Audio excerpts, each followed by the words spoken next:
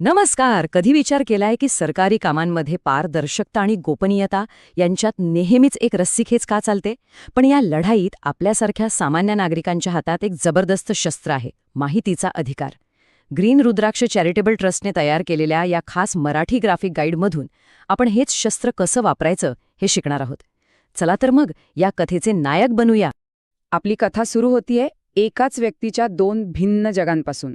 म्हणजे बघा, एकाच सरकारी अधिकाऱ्याच्या आयुष्याचे हे दोन वेगवेगळे पैलू आहेत, जिथे एका जगात गोपनीयता आहे तर दुसऱ्या जगात पारदर्शकतेची सक्ती आहे.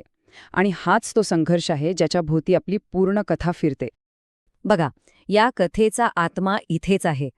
एका बाजूला आहे त्यांचं पर्सनल लाईफ, घरातलं, कुटुंबासोबतचं, जे पूर्णपणे खाजगी म्हणजे खाजगीच असायला हवं. आणि दुसऱ्या बाजूला त्यांचं सार्वजनिक कर्तव्य, ऑफिसमधलं काम, जनतेच्या पैशाचा वापर, जे पारदर्शक आणि उत्तरदायी असायलाच पाहिजे. या दोन जगात एक स्पष्ट आणि खूप महत्वाची रेषा आहे. आणि हीच तर सगळ्यात महत्वाची गोष्ट आहे. माहितीचा अधिकार म्हणजे आपला आरटीआय, तो फक्त आणि फक्त त्या सार्वजनिक कर्तव्याच्या जगालाच लागू होतो बरं का. तो अधिकाऱ्याच्या खाजगी आयुष्यात डोकावण्यासाठी नाही, तर त्यांच्या सार्वजनिक कामात पारदर्शकता आणण्यासाठी बनवलेला एक शक्तिशाली कायदा आहे. मग प्रश्न येतो की ही पारदर्शकता आणायची कशी? त्याच्यासाठीच आहे आपलं प्रकरण दुसरं, ज्यात आपण एका खजिन्याच्या पेटीची किल्ली उघडणार आहोत. आणि या खजिन्याचं नाव आहे सर्व्हिस बुक. एक गोष्ट पक्की लक्षात ठेवा, सरकारी कर्मचाऱ्याचं सर्व्हिस बुक म्हणजे काही त्याची पर्सनल डायरी नाहीये, अजिबात नाही. तो त्याच्या अधिकृत कामांचा, घेतलेल्या निर्णयांचा एक सार्वजनिक दस्तऐवज आहे, जो जनतेच्या तपासणीसाठी खुला असतो. मग ह्या सार्वजनिक खजिन्यातनं आपल्याला काय काय मिळू शकतं? अरे वा, बरंच काय. त्यांचा पगार किती, नोकरी कधी लागली, प्रमोशन कधी मिळालं, एवढंच नाही तर त्यांच्यावर कुठल्या प्रकल्पांची जबाबदारी आहे, पैसे खर्च करण्याचे अधिकार किती आहेत आणि त्यांनी महत्त्वाचे निर्णय कोणते घेतले, ही सगळीच्या सगळी माहिती आपल्याला मिळू शकते. यालाच तर म्हणतात खरी पारदर्शक. पण हो, याचा अर्थ असा नाही की सगळंच उघडं असतं. कायदा त्यांच्या खऱ्या अर्थाने वैयक्तिक माहितीचं रक्षण करतो.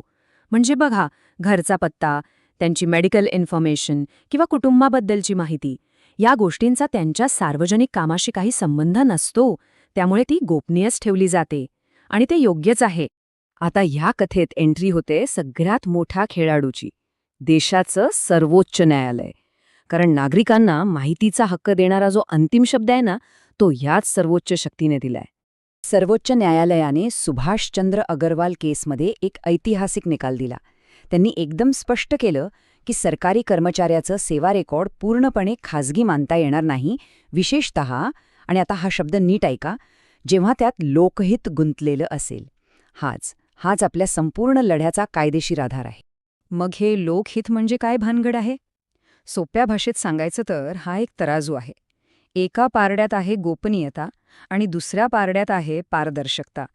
जेव्हा भ्रष्टाचार उघड करायचा असतो किंवा जनतेच्या पैशाचं रक्षण करायचं असतं ना, तेव्हा हा तराजू नेहमी लोकहिताच्या म्हणजेच पारदर्शकतेच्या बाजूने झुकतो. सिंपल.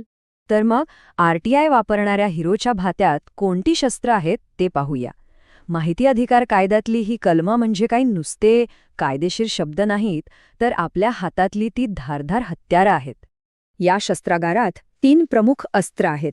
पहिलं, लोकहिताची ढाल म्हणजेच सेक्शन 8(2). हे गोपनीयतेचा कोणताही दावा मोडून काढू शकतं. दुसरं, विभागणीची कात्री म्हणजे सेक्शन 10. हे काय करतं? खाजगी माहिती सफाईनं कापून टाकतं आणि उरलेली सार्वजनिक माहिती आपल्यासमोर आणतं. आणि तिसरं, नोटीस बॉम्ब म्हणजे सेक्शन 11(1), जो तिसऱ्या व्यक्तीला अलर्ट करतो की बाबा, तुझी माहिती आता उघड होऊ शकते. चला, आता ही शस्त्र फक्त पुस्तकात न पाहता ती खऱ्या लढाईत कशी वापरली जातात ते बघूया. समजा हे एका अधिकाऱ्याच्या सर्व्हिस बुकचं एक पान आहे. बघा, यात त्यांचं पद, त्यांनी केलेले प्रकल्प, याबरोबरच त्यांचा घरचा पत्ता, खाजगी फोन नंबर, सगळं काही एकत्रच आहे. आणि आता बघा, विभागणीच्या कात्रीचे म्हणजेच कलम 10ची जादू पाहिलं. ज्या खाजगी माहितीचा काही संबंध नाही त्यावर आल्या काळ्या पट्ट्या आणि फक्त सार्वजनिक कामाशी संबंधित माहितीच आपल्याला दिसू लागली. माहिती याच पद्धतीने फिल्टर करून नागरिकांना द्यावी लागते. आणि ऐका, ही काही काल्पनिक गोष्ट नाहीये. हा बघा पुरावा. केंद्रीय माहिती आयोगाच्या एका खऱ्याखुऱ्या ऑर्डरमधलं हे वाक्य आहे.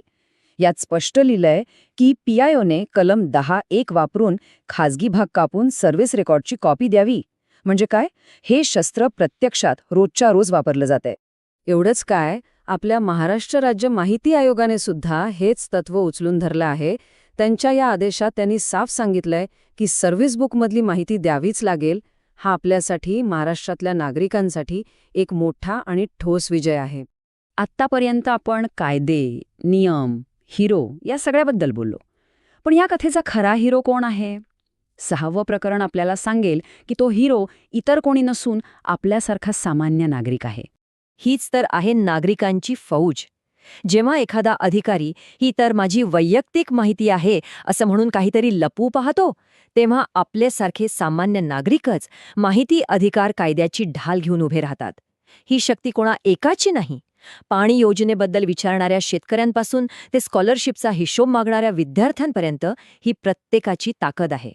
आणि या सगळ्या चर्चेचं सार फक्त एका वाक्यात आहे, जे कायम लक्षात ठेवा.